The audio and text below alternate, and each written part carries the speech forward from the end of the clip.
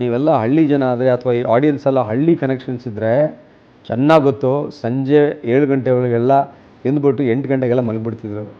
ಇವಾಗ ಏನು ಮಾಡ್ತಾರೆ ಹೇಳಿ, ಈ 2 ಗಂಟೆ ತಿಂತಾರೆ, 3 ಗಂಟೆ ಮಲಗ್ತಾರೆ, ಪಿಶಾಚಿಗಳ ಥರ, ಈ ರಾಕ್ಷಸರು ಅಂತ ಹೇಳ್ತಾರಲ್ಲ. ಹೌದು.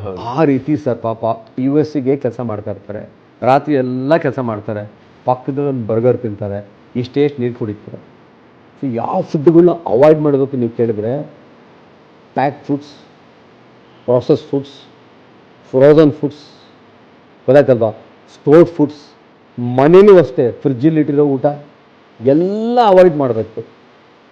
ಫ್ರೆಶ್ ಆಗಿ ಮನೇಲಿ ಕುಕ್ ಮಾಡಿರೋ ಊಟ ತಿನ್ನಬೇಕು. ನೀವು ಹೋಟೆಲ್ಗೆ ಹೋಗ್ತೀರಾ once in a while, fine ತಿನ್ನಿ, ಬಟ್ ಕಿಚನ್ಗೆ ಹೋದಾಗ ಓದಬೇಕಾಗುತ್ತೆ ನಿಮ್ಗೇನು ಅಂತ.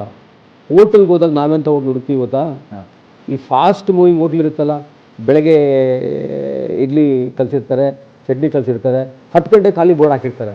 ಅಂಥ ಹೋಟ್ಲಲ್ಲಿ ಫ್ರೆಶ್ ಇಡ್ಲಿ ಸಿಗುತ್ತೆ, ಫ್ರೆಶ್ ಚಟ್ನಿ ಸಿಗುತ್ತೆ, ಫ್ರೆಶ್ ದೋಸೆ ಸಿಗುತ್ತೆ. ಅರ್ಥ ಆಯ್ತಲ್ವಾ? ಹಾಗಾಗಿ ಯಾವ ಫುಡ್ಸ್ ಅವಾಯ್ಡ್ ಮಾಡೋಕ್ಕಂದರೆ junk foods, processed foods, frozen foods.